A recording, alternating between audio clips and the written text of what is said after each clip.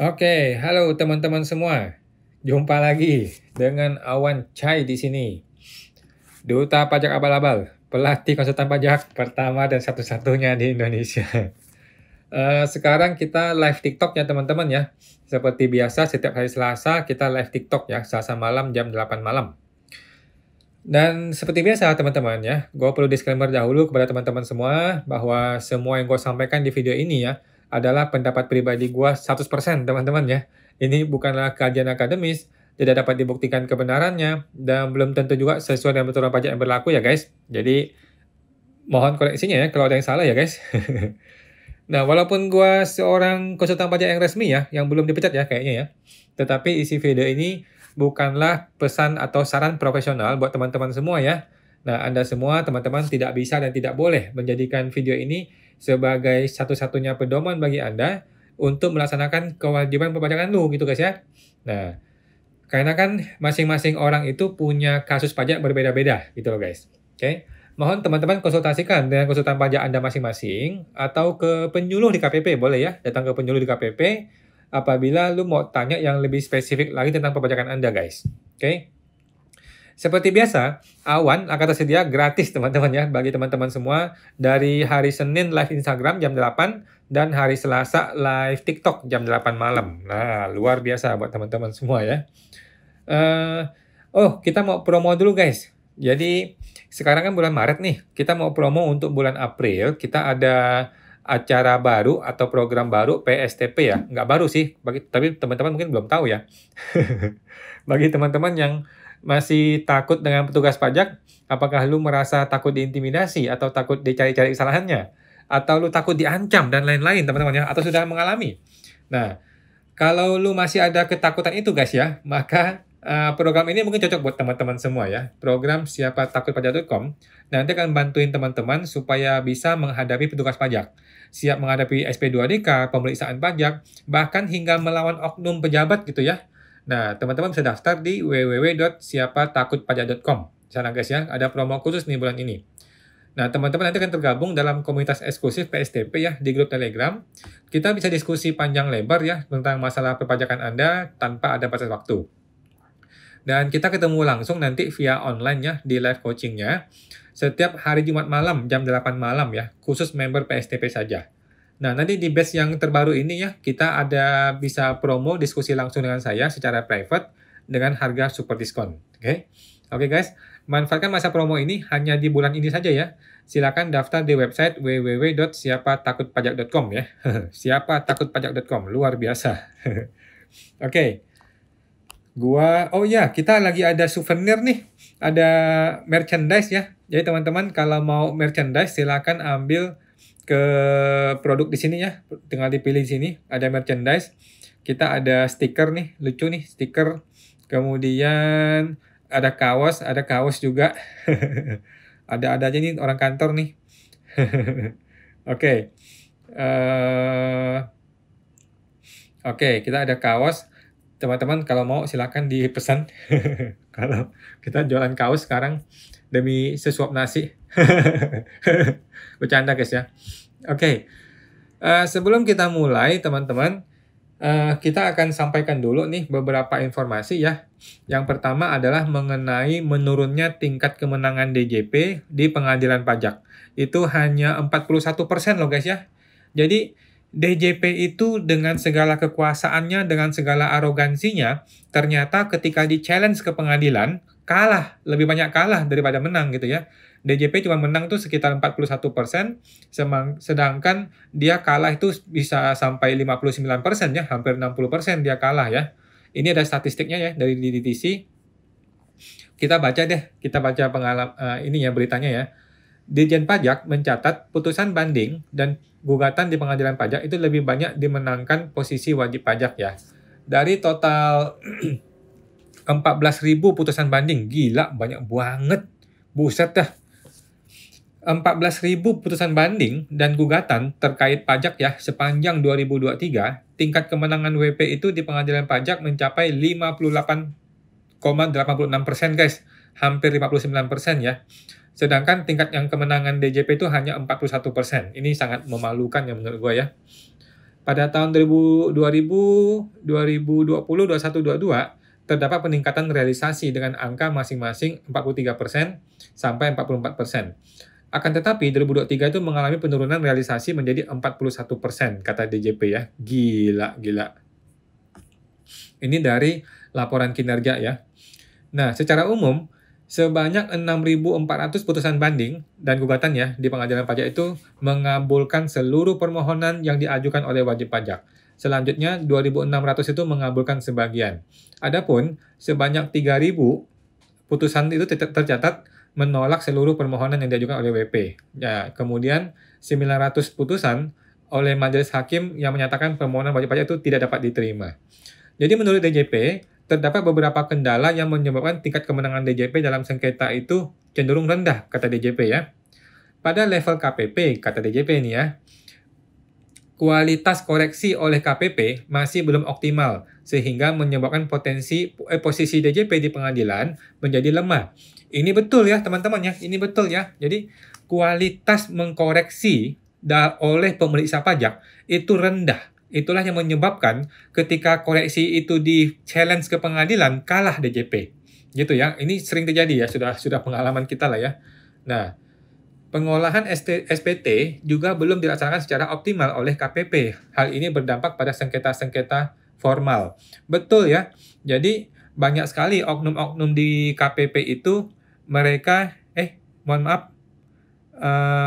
irrelevant product promotion violation. Sebentar ya, saya ini dulu deh, takutnya ini ada yang salah nih. Oke.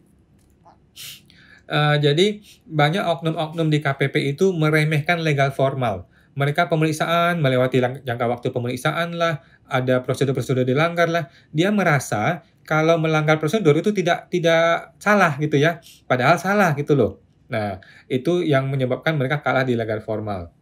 Pada level Kanwil, kata DJP nih ya, dukungan data dari Kanwil masih belum optimal. Dan kemampuan teknis para penelaah keberatan masih belum merata.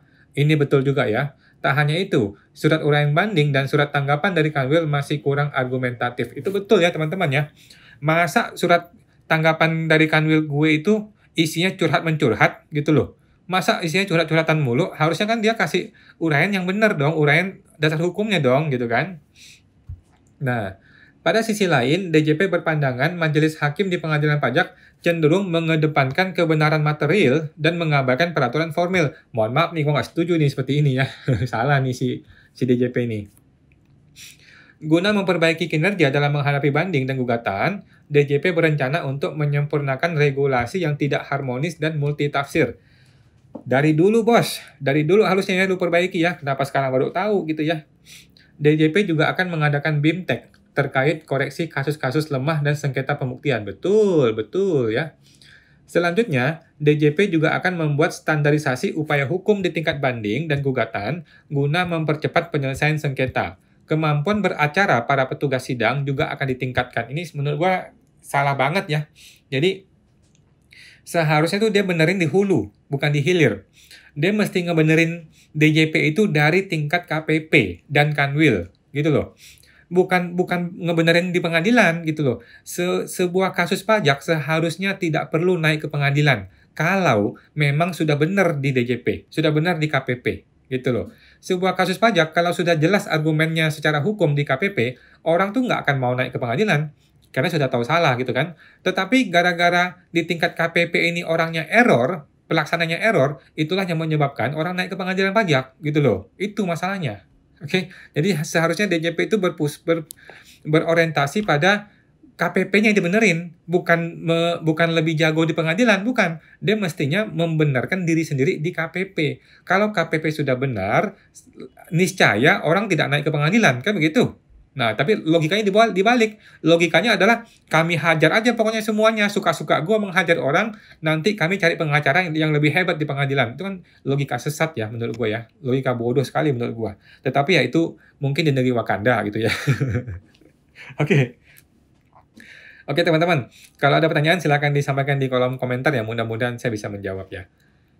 Dari Bapak M. Tris, malam kok. Halo Pak M. Tris, malam Pak. Ibu Mary, malam kawan, malam Bu Mary, halo. Bapak Rakis, malam bro. Halo Pak Rakis, malam. Bapak Kingsman, kok kalau PT milik keluarga, lalu tidak ada pihak pemegang saham lain?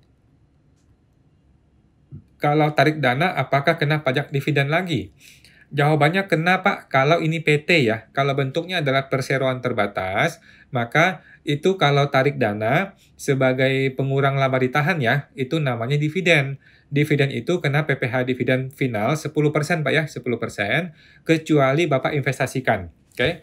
Kalau Bapak investasikan, maka menjadi PPh-nya 0% ya, 0% nggak usah bayar pajak. Begitu. Kalau dia diinvestasikan selama 3 tahun dan dilapor di e-reporting investasi ya Pak. Gitu.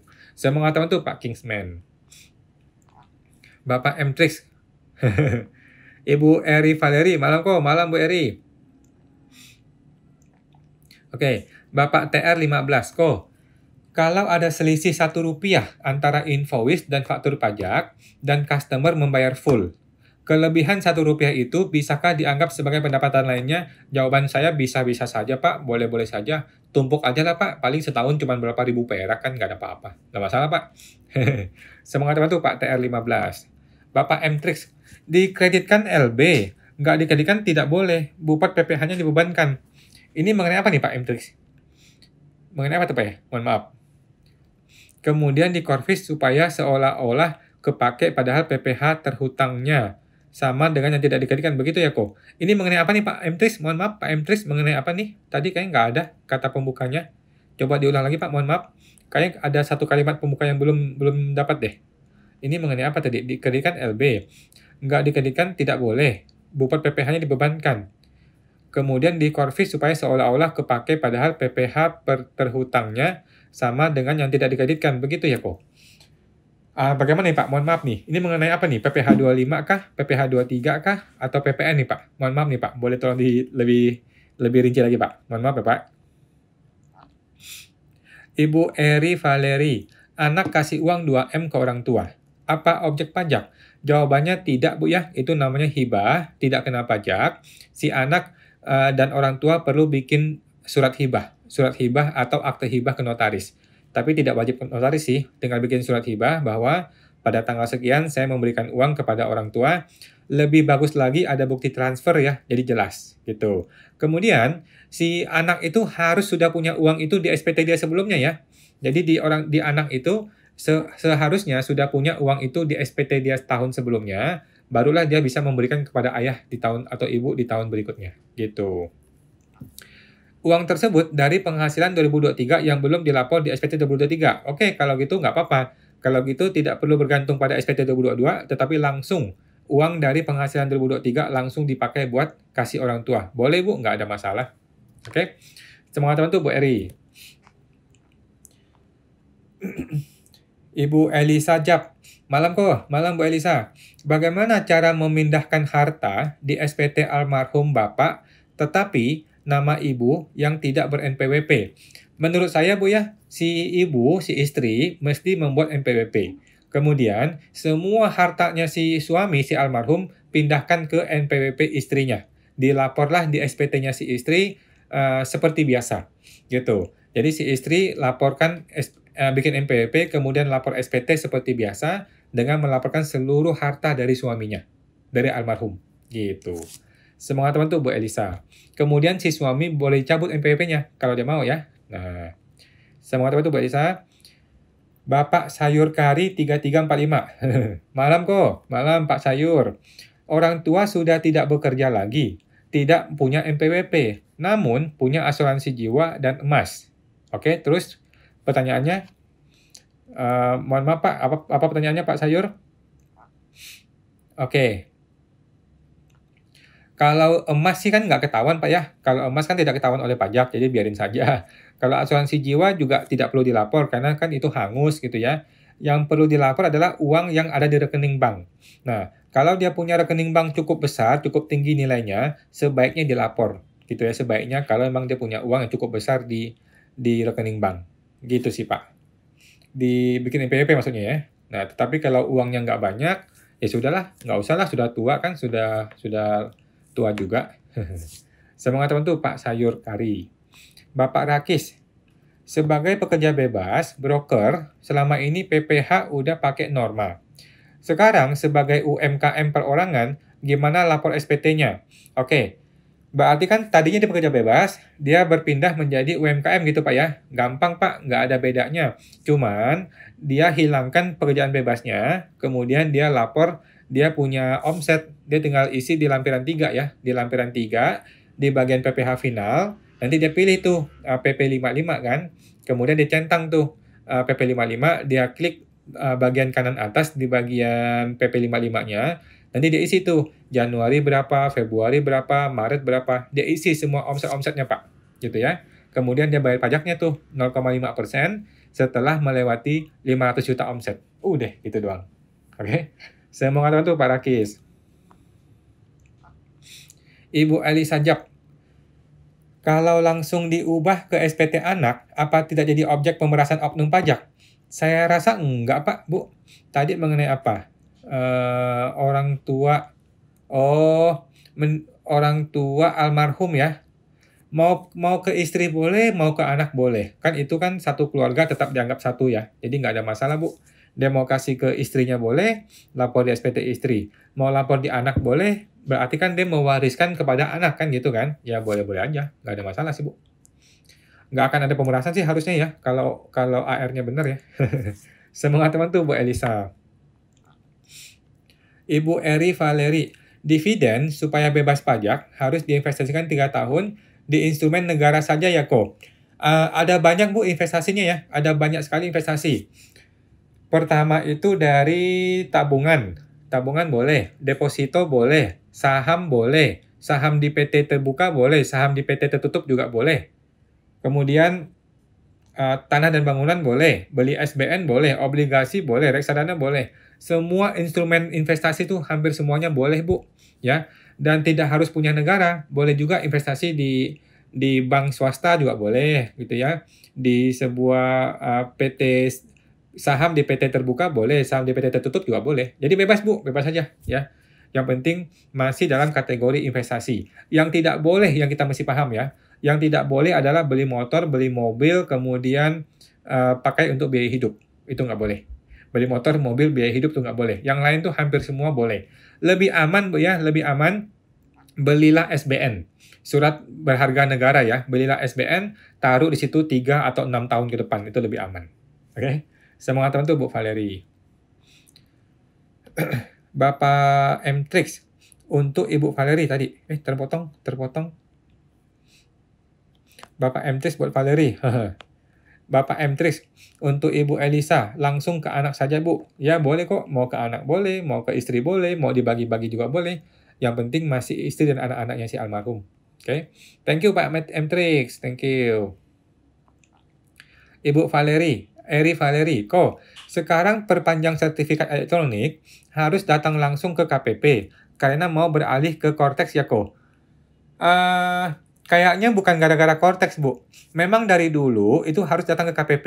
Cuman sejak COVID dia ganti menjadi online gitu ya. Setelah COVID selesai menjadi kembali ke metode lama, harus datang ke KPP.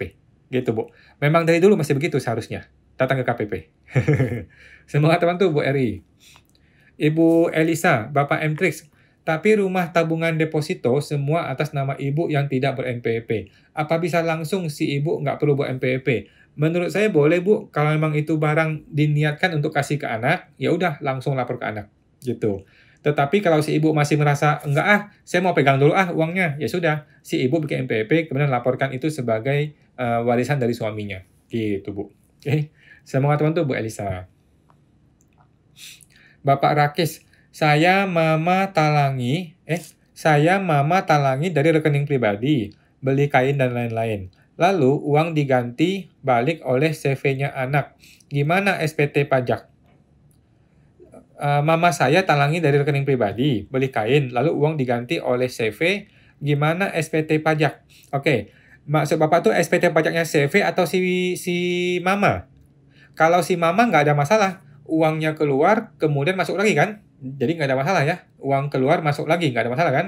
Nah, bagi si CV juga tidak masalah. Jadi ketika dia bayar ke rekeningnya si mama, dia jurnal sebagai pembelian toh. Jurnal sebagai pembelian barang dagang, pembelian bahan baku gitu ya, atau sebagai mungkin boleh juga sebagai pembayaran hutang, gitu sih Pak. Nggak ada masalah. Nah, lain kali jangan begitu Pak, lain kali si mama ini transfer dulu ke rekening CV, kemudian CV itu yang belanja, gitu ya. Jangan langsung si mama transfer kepada si distributor kain atau pabrik kain, jangan. Si mama transfer dulu kepada CV, barulah CV itu beli kainnya, gitu Bu, Pak. Lebih enak ya. Semangat untuk Pak Rakis. Bapak M-Trix, untuk Bapak sayur kari, pemegang polisnya dan pembayar premi anak harusnya aman. Oh ya, anaknya ya. Oke, boleh, boleh. Thank you, Pak. Thank you, thank you. Oke. Bapak Johan Sutanto, malam ya, malam Pak Johan. Bapak M-Trix, Ibu Eri ada di PMK, Pak. Oke, siap. Thank you, Pak M-Trix. Ibu Elisa, M-Trix, Bapak M-Trix, kok balasnya terhapus tadi? Yang mana ya terhapus ya? Mohon maaf.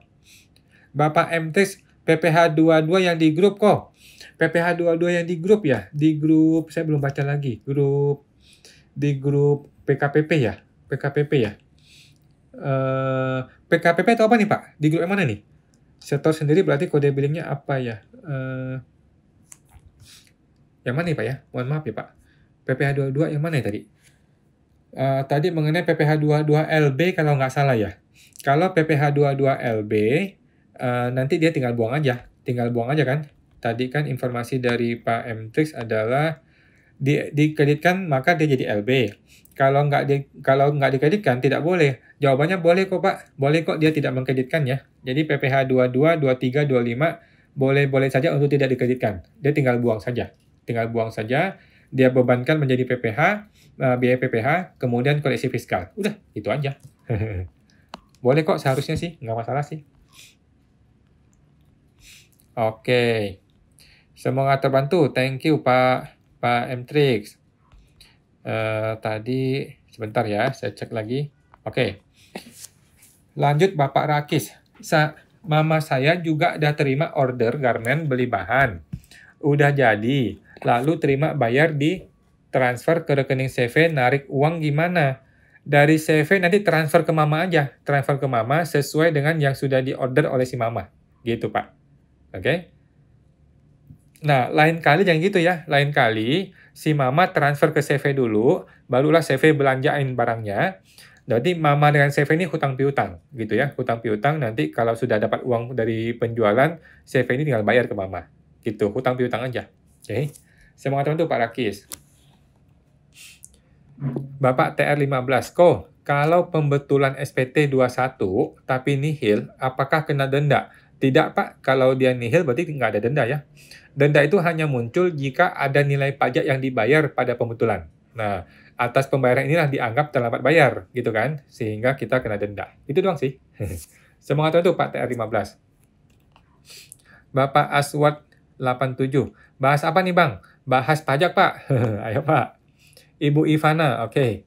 Ibu Ivana, malam Pak Wan, malam Pak. Ibu, tolong tanya, kalau pabrik PT jual pabrik, tanah, dan bangunan, kena pajak apa saja? Apakah PPN?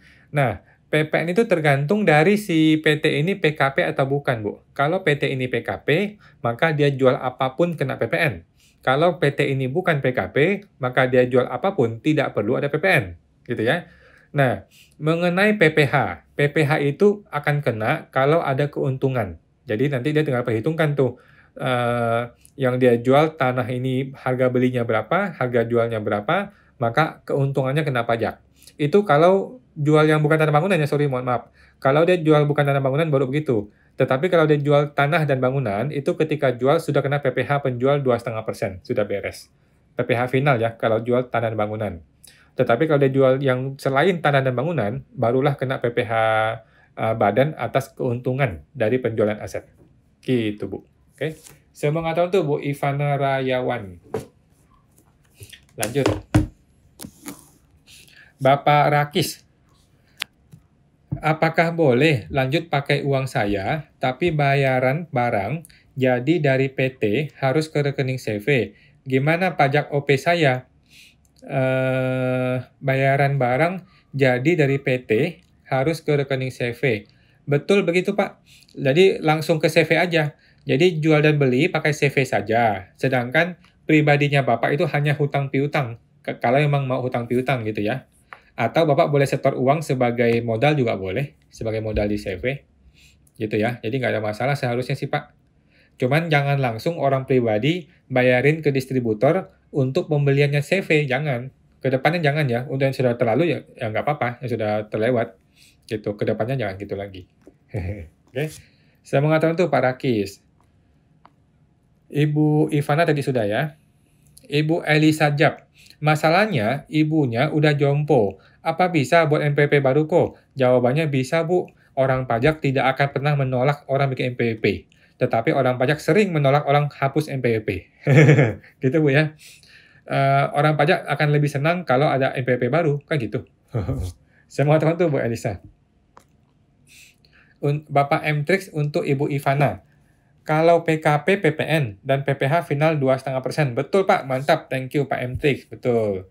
Luar biasa.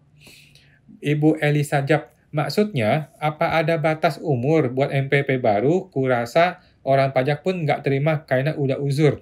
Jangan khawatir, Bu. Orang pajak tidak akan menolak orang bikin MPP. Apalagi duitnya banyak. Gitu, Bu ya. Nggak usah khawatir. Orang pajak tidak akan menolak orang bikin MPP. Karena banyak orang-orang uzur, tetapi duitnya banyak tuh banyak, Pak, Bu. Jadi nggak khawatir ya. Orang pajak tidak mungkin menolak orang bikin MPP. Saya mengatakan tuh, Bu Elisa. Ya kecuali di bawah umur. Kalau di bawah umur iya ya. Jadi ada batas minimal. Kalau nggak salah 17 tahun atau 21 tahun gitu deh. Baru bisa bikin MPP. Tetapi tidak ada batas maksimal. Sampai dia tua-tua juga boleh. Kalau dia memang punya harta, mau dilapor ya boleh dong. Saya mengatakan tuh, Bu Elisa. Bapak William. Malam kok, malam Pak William. Mau tanya, sumbangan keagamaan selain zakat, apa bisa dimasukkan di SPT tahunan? Ini orang pribadi atau badan nih Pak? Kalau orang pribadi tidak bisa dan tidak perlu Pak ya. Tidak bisa dan nggak perlu. Kalau orang pribadi, buat apa dilaporkan? Nggak perlu.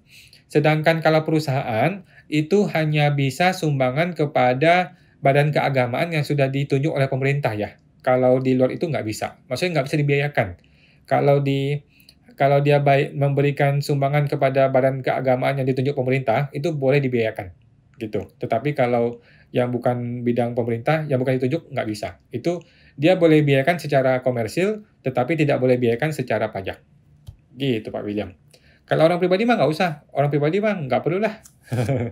Semoga teman tuh Pak William. Ibu Elisa, untuk Bapak Aswa, pajak bro, gimana? Ibu Aswa. Bapak M-Trix, buat Ibu Elisa. Bu Elisa, apakah harta atas nama Ibu adalah pemberian suami? Nah, ini penting nih ya, dipertanyakan. Apakah harta Ibu ini dari suami atau bukan? Ya.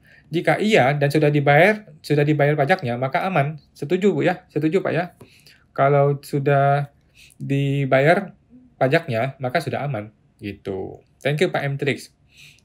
Bapak Kenyobito, maaf kok cicilan emas dan asuransi jiwa nggak lapor di SPT? Saya pernah dapat surat cinta yang mempertanyakan itu. Oke, yang pertama mengenai asuransi jiwa ya. Kenapa asuransi jiwa nggak perlu dilapor? Karena asuransi jiwa itu kan sifatnya hangus gitu. Asuransi jiwa itu kita bayar asuransi itu sama seperti kita beli makan gitu ya. Sekali kita bayar hangus gitu loh, hangus, dia nggak balik lagi.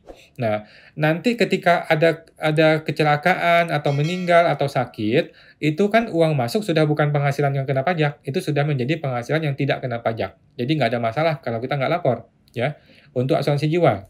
Sekarang mengenai cicilan emas. Nah, yang saya maksud nggak perlu lapor itu adalah emas yang ada di rumah, yang sudah di rumah dan sudah lunas, gitu ya. Kalau Bapak cicilan emas, kemudian cicilan itu menggunakan instrumen keuangan, contohnya pegadaian lah, atau bank lah, atau apalah, maka itu perlu dilapor, Pak. Kenapa perlu dilapor? Karena akan terlacak oleh pajak. Nah, kenapa emas yang di rumah nggak perlu dilapor? Karena tidak terlacak oleh pajak. Gitu, Pak. Tetapi itu bukan saran yang betul ya. Saran yang betul adalah dilaporkan apa adanya. Gitu, Pak. Cuman gue malas laporin emas, karena nilainya juga nggak seberapa. Kemudian kalau kita lapor, nanti ketika kita jual ada untung mesti bayar pajak lagi, repotnya di situ sih, Pak. Nah, dan berhubung Mas tuh orang pajak nggak tahu, ya sudahlah, nggak usah dilapor. Gitu, Pak ya. Semoga teman tuh pakai Nyobito. Bapak sayur kari, orang tua yang tidak ada NPWP, apakah ada orang tua tidak ada NPWP, apakah asuransi jiwa dan emas dah jual jadi tunai, gimana cara masuk ke SPT anak kok? Orang tua tidak ada NPWP, kemudian asuransi jiwa ya, dan emas dan jual jadi tunai, gimana cara masuk ke SPT anak kok? Oke, yang emas nggak usah lah Bu, yang emas nggak usah, emas tuh masukin ke kantong aja, taruh di rumah aja buat belanja gitu. Nah, mengenai asuransi jiwa, ini kan maksudnya klaim asuransi ya. Kalau klaim asuransi itu boleh langsung dilapor di anak, gitu ya. Jadi, kalau klaim asuransi langsung dilapor di anak, nanti sebagai penghasilan klaim asuransi aja, gitu. Itu tidak kena pajak. Oke. Saya mau ngatakan tuh Pak sayur kari. Bapak sayur kari, tetapi anak sudah pernah ikut TA. Nggak pengaruh sih Pak. Kalau dia asuransi jiwa tidak pengaruh, itu tidak kena pajak. Kalau dia memang klaim asuransi ya, karena meninggal, gitu ya. Nah, saya mau ngatakan tuh Pak sayur kari. Ibu Ivana Rayawan. Malam Pak Wan, malam Bu Ivana. Tolong tanya, kalau pabrik PT jual pabrik tanah dan bangunan, oke, terus apakah ada PPh badan? PPh badan kalau bentuknya tanah bangunan nggak ada Bu, karena dia kan sudah PPh final ya. Tetapi kalau bentuknya bukan tanah bangunan, itu akan ada PPh badan. Contohnya, dia jual mesin, jual alat berat, kemudian jual bahan-bahan manufakturnya. Nah, itu akan kena PPh atas capital gain, PPh badannya. Tetapi khusus untuk tanah bangunan, itu tidak usah kena pajak lagi, karena sudah kena PPh final yang 2,5% penjual. Gitu Ibu Fana ya. Bapak Kingsman, untuk Bapak sayur kari. Apakah ada emas dan asuransi jiwa di SPT almarhum ortu? Kalau tidak ada, akan kena denda. Oke. Lanjut, Ibu Ivana Rayawan. Selisih waktu beli dulu dan jual pabrik sekarang, atau sudah pajak final? Terima kasih. Oke. Jadi, tidak ada yang namanya jual pabrik, Bu ya. Ibu mesti jelaskan. Pabrik itu isinya apa saja. Tanahnya berapa, bangunannya berapa, mesinnya berapa, kemudian alat-alatnya berapa, itu mesti dirinci. Setelah kita rinci, baru kita tahu yang mana ada untung, yang mana nggak ada untung. Baru kita tahu yang mana yang objek PPh final, yang mana objek yang non-final. Nah, khusus tanah dan bangunan itu tidak kena pajak tambahan karena sudah kena PPh final. Sedangkan yang bukan tanah bangunan, itu akan kena PPh tambahan jika ada untungnya. Gitu, Bu. Oke? Semoga teman tuh Bu Ivana. Bapak sayur kari. Untuk Bapak Kingsman, orang tua tidak ada NPWP. Oke. Kalau warisan sih nggak ada masalah, Pak. Kalau warisan ya. Bapak M-Trix, untuk Bu Ivana. Final, Bu. Ya, final ya untuk tanah bangunan. Thank you Pak sayur kari, thank you Pak M-Trix. Buat Bapak Kingsman, untuk Bapak sayur kari. Kalau mau dipakai konsumsi yang non-aset, kayak jalan-jalan ke luar negeri atau berobat dan lain-lain. Oke. Bapak sayur kari untuk Bapak Kingsman. Asuransi jiwa sudah dibayar lunas oleh orang tua lebih dari 5 tahun. Oh, oke. Aman lah. Ibu Elisa. Ke Bapak M-Trix. Semua dari suami atau almarhum. Bapak memang. Cuma takut dicari-cari kesalahan sama oknum. Nggak masalah Bu, kalau memang sudah meninggal, kemudian memang semua dari orang tua, nggak apa-apa sih, nggak masalah dari si suami kan. Yang penting ya dia bisa buktikan bahwa saya memang nggak bekerja kok, saya memang nggak pernah bekerja, ini semua dari suami saya, gitu sih. Sama teman tuh Bu Elisa, Bapak M-Trix, Bu Elisa aman lah, aman. Lanjut, tadi mana? Sebentar ya, oke lanjut ke Bapak Kingsman, Ibu Elisa Jap. Ya, doa-doa Bu, biar nggak ketemu oknum. Yes, thank you Pak Kingsman. Bapak SDW RN. Malam Pak SDW. Waktu buka e-form yang dari download, kok muncul data pemotong dari pihak lain sudah terisi. Bolehkah dihapus? Menurut saya boleh dihapus Pak, tetapi sebelum Bapak hapus, coba Bapak ingat-ingat. Apakah dulu pernah saya belanja barang sama dia? gitu ya. Kalau emang pernah Bapak bukan belanja ya, Bapak dapat penghasilan ya. Kalau emang pernah ada penghasilan dari si pihak tersebut, ya sudah, Bapak akui penghasilannya, gitu. Tetapi kalau Bapak merasa, "Saya nggak pernah kok belanja sama dia, saya nggak pernah kok dapat penghasilan dari PT ini," ya sudah Bapak hapus aja, buang aja, gitu Pak ya. Semangat teman tuh Pak Bu SDWRN. Ibu Elisa, baiklah untuk Bapak M-Trix, thanks ya, udah bisa jadi penerus sepertinya. Siap, thank you. Bu Elisa, Bapak M-Trix, terima kasih. Mantap. Ibu Elisa, Bapak Kingsman, oke. Bapak Kenyo Bito, kok iuran BPJS yang jadi beban perusahaan kan sudah masuk di perhitungan gaji PPh 21. Oke. Terus, jadi bagaimana mencatat pembayaran ke BPJS di akun biaya? Oke, ini sudah mengenai jurnal Pak ya. Ini sudah mengenai jurnal. Mungkin Bapak boleh gabung ke akunting UMKM Pak. Coba gabung ke akunting UMKM atau ke PSTP ya, ke siapa takutpajak.com atau ke akuntingumkm.com ya. Nanti kita ketemu di sana Pak, di hari Jumat malam ya. Nanti Jumat malam kita ketemu supaya lebih detail lagi Pak. Ini sudah mengenai jurnal ya. Jurnal nanti kita kasih tahu tuh debit kredit itu apa-apa aja akunnya. Oke. Semoga teman tuh Pak Kenyo Bito. Bapak Rakis, makasih Bro Awan advice-nya. Sama-sama Pak, thank you, sama-sama. Bapak GC Iman, siap. Bapak M-Trix untuk Bapak Kenyo Bito, wah mantap. Beban gaji, beban BPJS, hutang BPJS, hutang gaji. Ya, betul. Kira-kira begitu Pak ya. Thank you Pak M-Trix, luar biasa.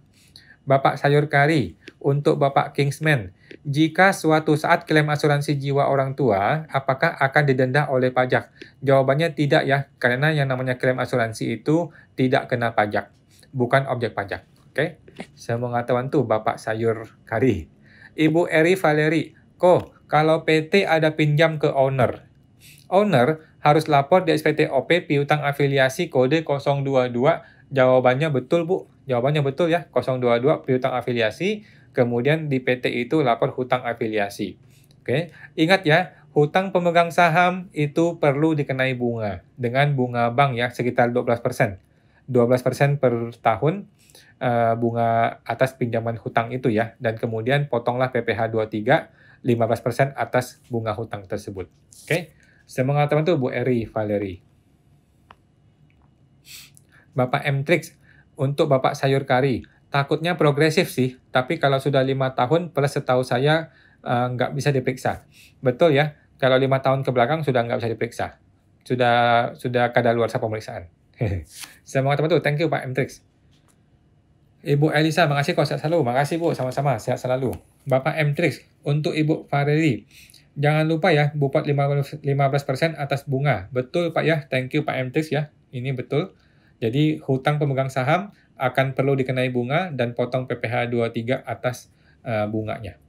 Bapak M-Trix, bagusan setor modal saja Bu Eri, memang pengurang laba tapi bunganya lebih besar. Setuju Pak M-Trix ya. Jadi Ibu Valeri, kalau emang mau kasih uang kepada PT, kemudian kira-kira ini uang bakalan lama nih baliknya nih, ya sudah, setorkan sebagai modal saham saja. Setor sebagai modal saham, kemudian nanti akan dikembalikan dalam bentuk dividen-dividen, kemudian bisa perubahan akte lagi kalau nanti ada perubahan modal lagi. Gitu, Pak. Thank you Pak M-Trix ya. Bapak Sayur Kari. Untuk Bapak M-Trix, asuransi jiwa beliau bayar sendiri sejak awal sampai akhir. Oke, siap Pak. Ibu Riana, kok CV non-PKP, ada pembelian PPN. Nilai yang dimasukkan di laporan pembelian apakah hanya nilai DPP? Jawabannya semuanya Bu, semuanya ya. Kalau kita non-PKP, maka berapapun yang kita bayar, itulah yang kita akui sebagai pembelian. Oke, termasuk DPP, termasuk PPN-nya, digabung semuanya. Oke Bu ya. Semoga teman-teman Bu Riana. Bapak M-Trix, Bapak Sayur Kari, yang dipermasalahkan takutnya nanti, dari mana duit besar ini, dan orang tua tidak punya MPWP. Itu bisa potensi dipermasalahkan ya. Tetapi kalau dia bisa buktikan ini 5 tahun ke belakang, ya nggak apa-apa. Sudah lewat 5 tahun, Pak. Gitu. Oke, thank you Pak M-Trix. Bapak Sayur Kari, makasih kok, sama-sama. Bapak M-Trix, untuk Ibu Riana, invoice Bu. Oke. Sesuai nilai invoice ya, betul, thank you. Ibu Elisa, Bapak M-Trix, oke, mantap. Bapak Sayur Kari, Bapak Mtrix, hanya 100 juta, Pak. Oke, tadi mengenai Pak Sayur Kari. Oh, kecil lah ya, kalau cuma 100 juta ya. Bapak Rakis, belanja pakai kartu kredit untuk item-item untuk kegiatan bisnis, Amazon Web, biaya server, Zoom, dan lain-lain. Harus lapor dalam SPTK. Ini SPT orang pribadi ya Pak ya? Tidak perlu Pak, kalau SPT orang pribadi tidak ada bagian untuk melaporkan pengeluaran. Hanya ada bagian untuk lapor penghasilan. Gitu Pak. Oke, semangat teman tuh Pak Rakis. Bapak Kenyobito, pengeluaran untuk beli parcel customer, apakah bisa dianggap sebagai biaya di laporan keuangan fiskal? Tidak bisa, setahu saya Pak ya. Setahu saya nggak bisa. Yang namanya parcel itu bukan 3M. Ya, bukan kegiatan memelihara, mendapatkan, dan mendapatkan, memelihara, dan apa gitu deh. Penghasilan ya. Jadi bukan 3M. Jadi setahu saya kalau beli-beli parcel begitu, dibiayakan sebagai komersil boleh, tetapi nanti dikoreksi fiskal. Gitu, Pak. Semangat teman tuh Pak Kenyo. Bapak Mtrix, buat Pak Kenyo, hadiah ya Bu, seharusnya masuk di memelihara penghasilan.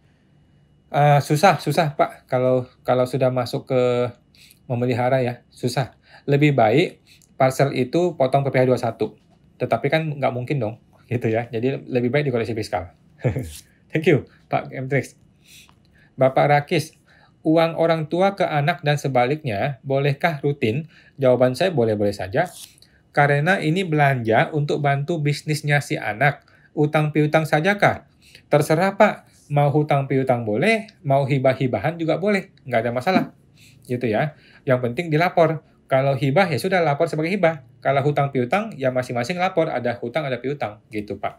Pada dasarnya nggak ada masalah sih, silakan dilaksanakan. Yang penting kalau ada penghasilan ya bayar pajak gitu aja sih. Oke, semangat teman tuh Pak Rakis. Bapak Sayur Kari.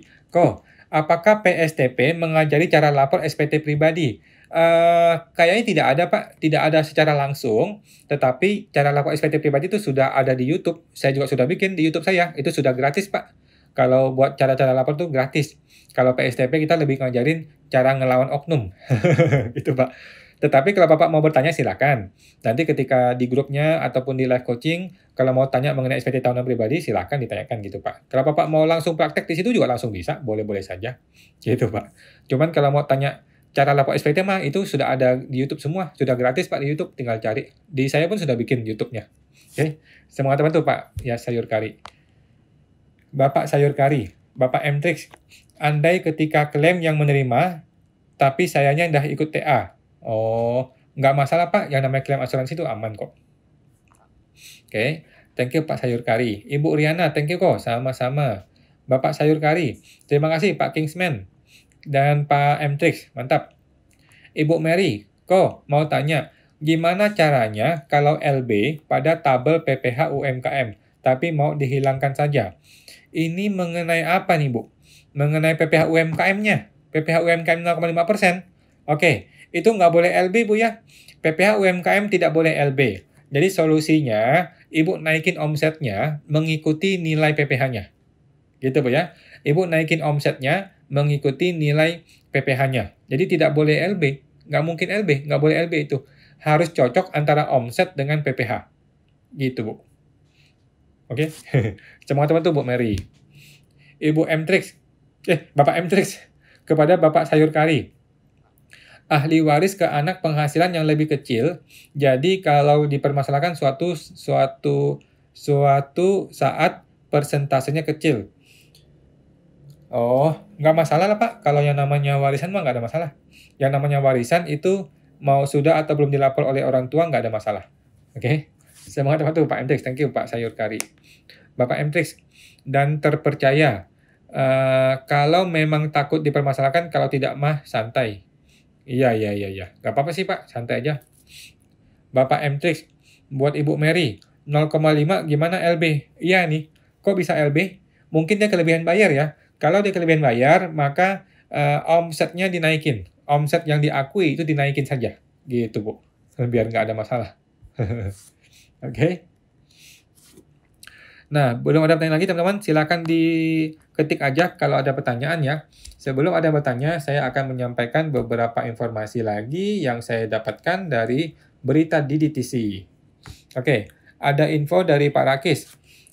Biar yakin, broker yang udah biasa PPh norma 5-35% menjadi UKM perorangan yang pajak jadi 0,5%. Apakah tidak melanggar? Oke, pertanyaannya adalah UKM perorangan ini orang pribadi kah atau PT perorangan, Pak?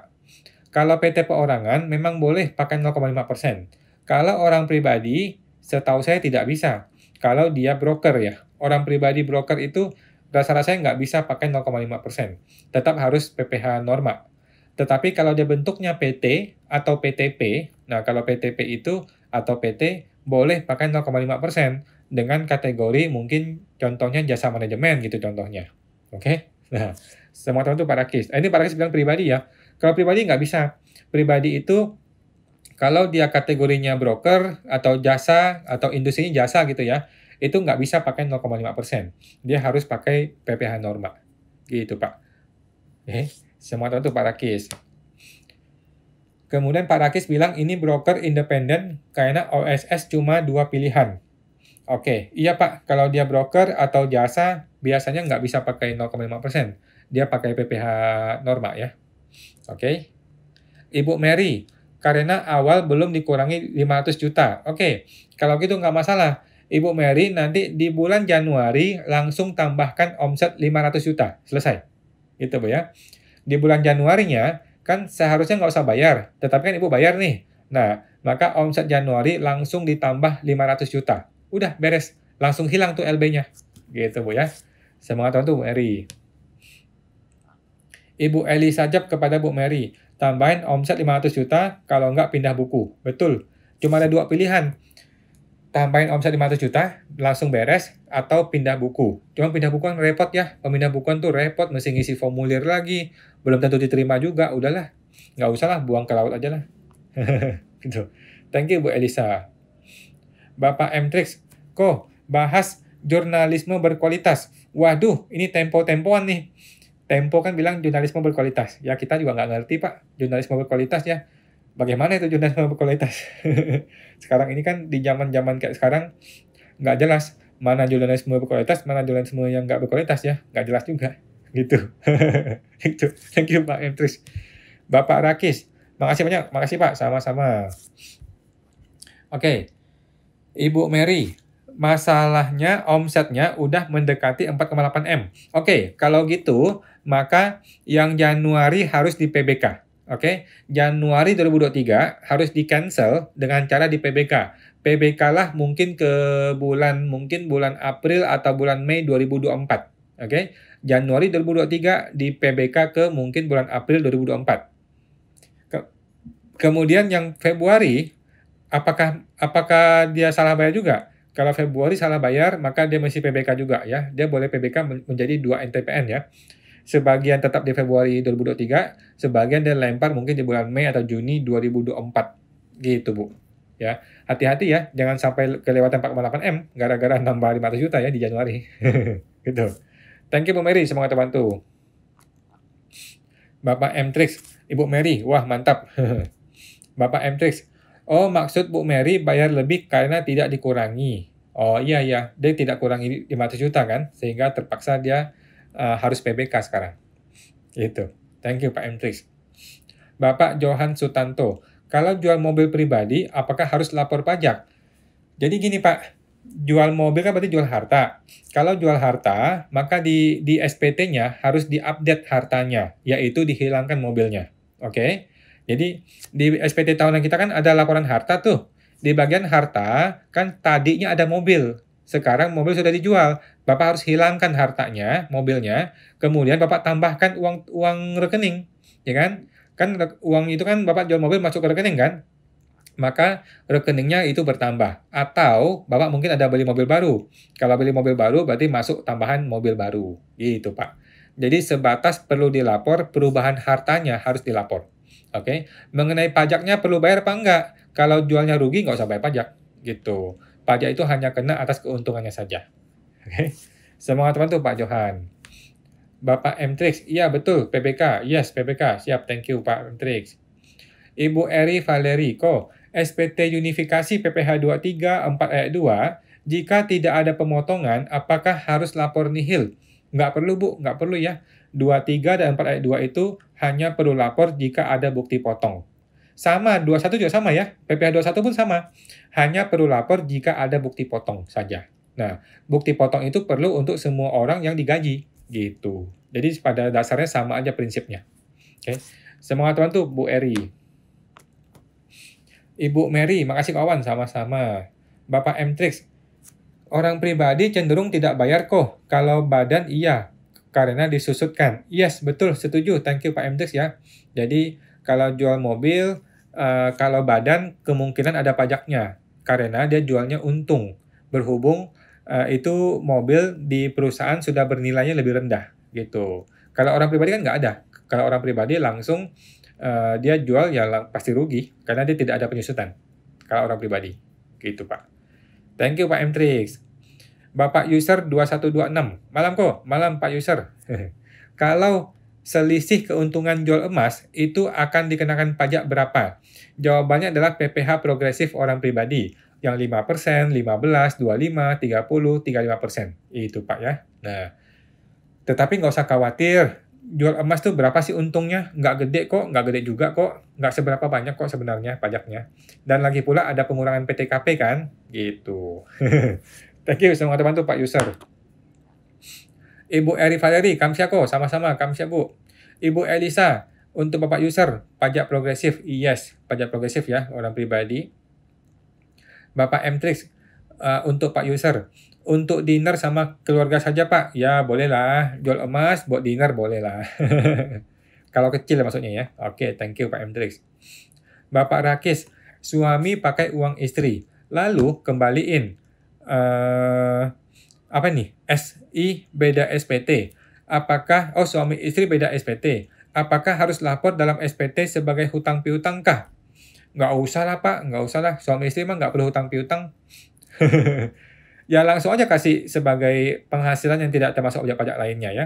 Jadi suami kasih istri kasih suami, itu penghasilan yang tidak termasuk objek pajak lainnya. Gitu. Bukan hibah juga ya, bukan dihitung hibah juga. Tetapi penghasilan yang tidak termasuk objek pajak, tetapi yang paling bawah, yang lainnya.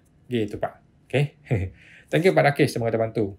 Bapak M-Trix, satu kesatuan ya. Satu kesatuan untuk Pak Rakis. Betul, betul, betul. Oke. Thank you, Pak M-Trix. Bapak M-Trix, nanti hibah malah dibercandain AR-nya ya kok. Iya, betul, Pak. Jadi suami istri jangan hibah ya. Bukan hibah namanya, tetapi penghasilan yang tidak termasuk objek pajak lainnya. Gitu. Oke. Oke, teman-teman, belum ada yang bertanya ya. Saya akan kasih informasi terbaru bahwa ada berita nih dari DDTC ya, hari ini nih, Selasa tanggal 5 Maret, bahwa pembayaran PPh final UMKM 0,5% itu dilakukan tiap bulan ya, tidak bisa dirapel. Ini benar ya, teman-teman. Jadi, teman-teman yang bayar PPh UMKM 0,5% itu tidak bisa dirapel ya. Banyak orang yang nggak ngerti gitu ya, dia nunggu SPT tahunan. Baru dia bayar setahun penuh tuh. 12 lembar dia bayar tuh. Salah, teman-teman ya. Bayar PPh final UMKM harus setiap bulan. Setelah melewati 500 juta, dia hitung tuh bayar pajaknya kan, langsung dia bayar bulan depannya sebelum tanggal 15 gitu. Dan setiap bulan harus dibayar. Jangan dirapel selama setahun. Nanti kena dendanya juga besar, kemudian dipanggil oleh AR, diomel-omelin nanti ya. Gitu ya. Jadi, bayar PPh final 0,5% harus setiap bulan ya, teman-teman ya. Jangan dirapel, jangan digabung setahun. Oke. Ada pertanyaan dari Bapak Rakis. Mumpung sepi, jadi nanya terus. Thank you Pak. Siap, sehat selalu dan rezeki terus. Siap, thank you Pak Rakis. Bapak Johan Sutanto. Ada beberapa rekening bank yang jumlahnya lumayan. Perlu lapor satu persatu rekening kah? Jawaban saya iya, satu persatu Pak. Jadi gini, banyak orang yang mungkin nggak ngerti pajak atau gimana ya, dia itu berpikir, gua ngapain lapor detail? Kan nanti ketahuan dong. Mending gua lapor gabungan supaya nggak ketahuan. Ini salah teman-teman persepsinya ya. Karena orang pajak sudah tahu semua isi rekening kita. gitu ya. Jadi daripada kita sembunyi-sembunyiin, mending kita buka apa adanya gitu, supaya tidak perlu ribut sama orang pajak gitu loh. Supaya orang pajak tuh nggak usah ribut sama kita lagi gitu. Jadi kita laporkan apa adanya kepada pajak, semakin detail semakin bagus, semakin rinci semakin bagus, satu persatu dilaporkan gitu. Ini akan mempermudah kita ketika kita mau review dan mempermudah orang pajak ketika nanti ada pemeriksaan pajak gitu loh. Tetapi kalau kita gelondongan satu persatu gitu ya, kita lapor rekening senilai sekian, padahal isinya ada 10 rekening gitu, repot nanti. Suatu hari kita dipanggil AR tanya, ini rekening isinya apa aja? Kita repot nih, kita mesti ingat-ingat dulu apa ya isi rekeningnya, repot ya. Nah, kalau kita sudah tulis satu persatu kan gampang, pembuktiannya sederhana. Begitu Pak Johan. Semoga terbantu Pak Johan. Bapak Mtrix mantap. Thank you Pak Rakis. Pak Mtrix. Bapak Johan. Atau lapor total tabungan boleh. Silakan aja Pak, silakan boleh-boleh saja. Cuman kalau orang tanya ke saya, maka saran profesional saya adalah di detail, satu persatu di detail Pak. Kalau orang tanya saya ya, gitu. Dan klien-klien saya juga gitu. Klien-klien saya semua saya lapor detail satu persatu. Tetapi kalau ada klien yang maunya digabung, ya silakan, boleh-boleh saja. Semoga teman-teman Pak Johan. Ibu Eri, share kiat-kiat mengoptimalkan PPh badan biar nggak berat. Menurut saya itu nggak berat sih Bu. PPh badan itu nggak berat loh, cuman 11% dari keuntungan ya. Jadi PPh badan itu nggak berat, 11% dari keuntungan atau 22% dari keuntungan. Kan kita masih ada 78%, gitu. Kalau kita potong 22%, masih ada 78%. Jadi nggak berat sebenarnya, nggak berat kok. Orang tuh merasa berat gara-gara lihat rupiahnya. Rupiahnya mungkin ratusan juta gitu berat kan. Padahal dia punya omset berapa ratus miliar kan gitu kan. Jadi sebenarnya nggak perlu mikir seperti itu. Jadilah orang yang membayar pajak apa adanya. Jadi nanti ketika kita ketemu sama orang pajak, kita pede, kita percaya diri nih. Gua ini pembayar pajak yang jujur loh. Gua ini punya hak untuk marah kalau kalian ini pejabat brengsek gitu loh. Oke? Jadi kita percaya diri kalau kita sudah jujur gitu ya. Tetapi kalau kita berusaha berbagai macam cara untuk memanipulasi, nanti ketika dipanggil pajak kita nggak pede, nggak yakin gitu loh. Nah, akhirnya kita yang diperas, gitu kan? Gitu Bu, ya sebenarnya nggak masalah kok. Pajak tuh nggak terlalu berat kok, cuma 22%, bahkan ada diskon 11%. Murah lah, menurut saya masih murah Bu. Semoga teman-teman Bu Eri. Ya nggak murah-murah amat lah, tapi masih oke lah. Lanjut. Ibu Elisa ke Pak Johan, dirinci per rekening, siap, thank you Bu Elisa. Ibu Mtrix, Ibu Eri, bahaya nih. Bapak Mtrix, sudah di warning kok awan, bukan saran profesional ya. Seharusnya sudah tahu arahnya. Siap, thank you Pak Mtrix. Bapak Ibu Tumorang, malam Bu. Kalau merubah KLU sesuai keadaan sebenarnya sekarang, bisa nggak langsung ubah di KSWP tanpa ke KPP? Bisa Bu, boleh-boleh aja, langsung aja. Ubah di menu profil ya. Ubah di menu profil, kemudian ganti KLU. Udah gitu doang. Oke? Semangat bantu Bu Tumorang. Ibu Elisa Jap. Untuk Ibu Tumorang, bisa Bu ya, bukan di KSWP tapi di profil. Siap, thank you Bu Elisa ya, betul. Di menu profil, kemudian ubah KLU, nah gantilah di situ. Nggak ada masalah, semuanya bisa online. Thank you Bu Elisa.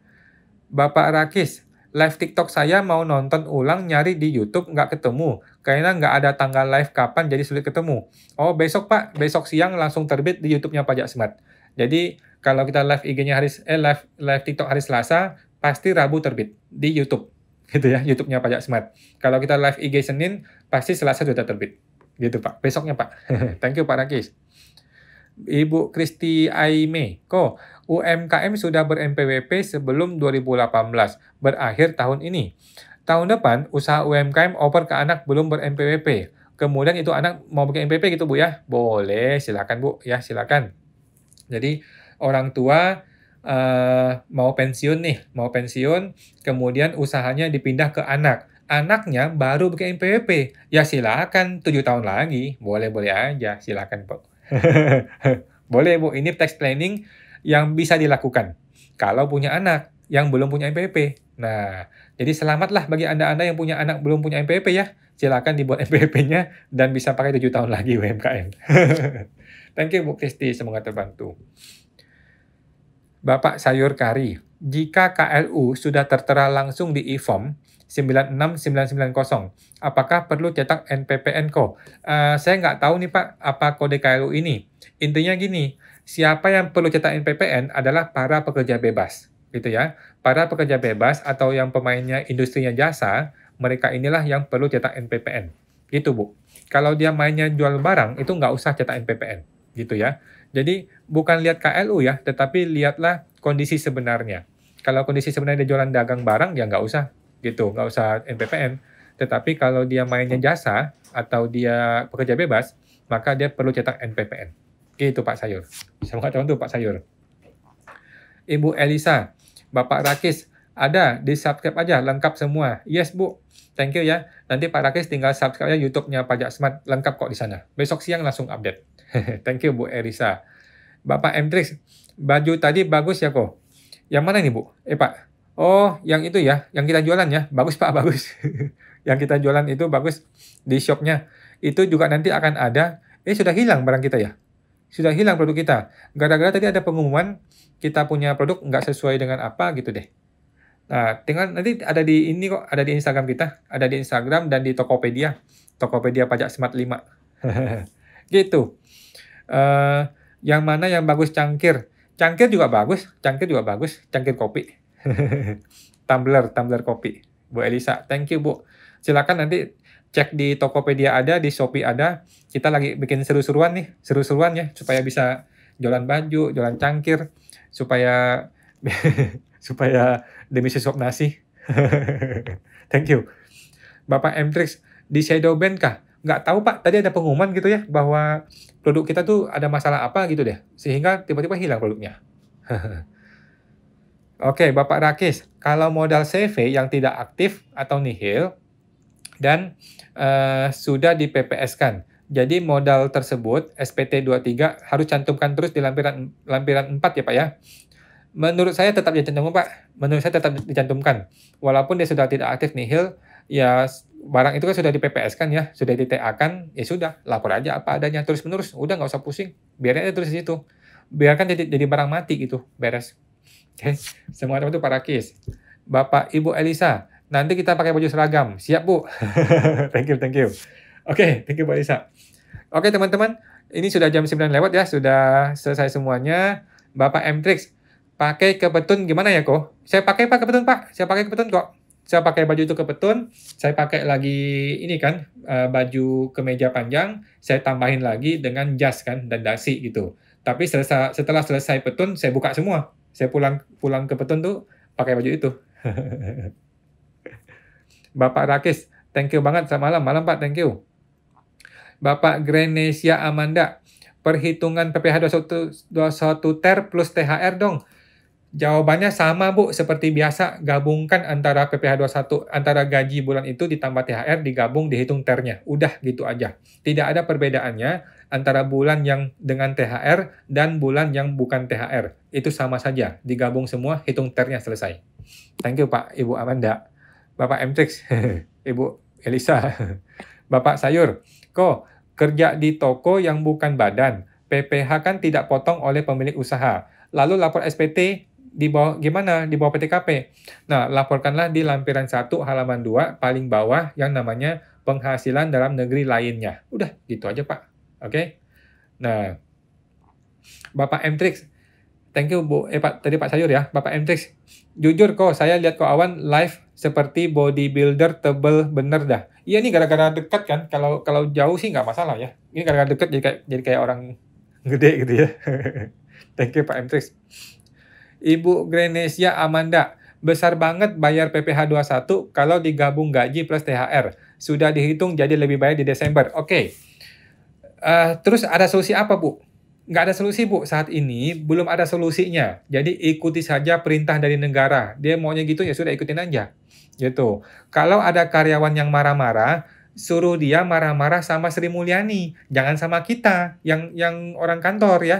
Jangan marah-marah sama orang pajak. Sama HRD atau sama orang kantor. Kalau mau marah-marah, marahin tuh Sri Mulyani yang bikin aturan itu. Kan dia yang bikin aturan. Gitu ya. Jadi nggak mau gimana lagi. Kita ikuti aja aturan dari negara. Memang nggak ada solusi. Nanti bulan Desember baru kita hitung ulang gitu, Bu. Thank you Bu Amanda. Bapak Mtrix, Pak Sidang maksudnya kok. Pak Sidang kita harus rapi, Pak. Nggak boleh pakai baju biasa. Jadi harus agak rapi dikit lah. Ibu Amanda, oke. Ibu Elisa, Gegara baju 3 lapis. Saya baju 3 lapis, saya tambahin lagi jaket tebal. Karena dingin banget tuh petun ya. Dingin banget gitu. Oke. Thank you Bu Mtrix, Ibu Elisa dan Pak Mtrix. Oke teman-teman, sudah jam 9 ya. Thank you semuanya teman-teman. Kita akan jumpa lagi hari Selasa depan atau di hari Senin ada live Instagram jam 8 malam. Oke ya, Pak Mtrix dan teman-teman, thank you semuanya. Bu Amanda, Pak Mtrix, Ibu Elisa, dan teman-teman semua. Thank you semuanya. Selamat malam semuanya. Mari sampai jumpa lagi minggu depan. Mari.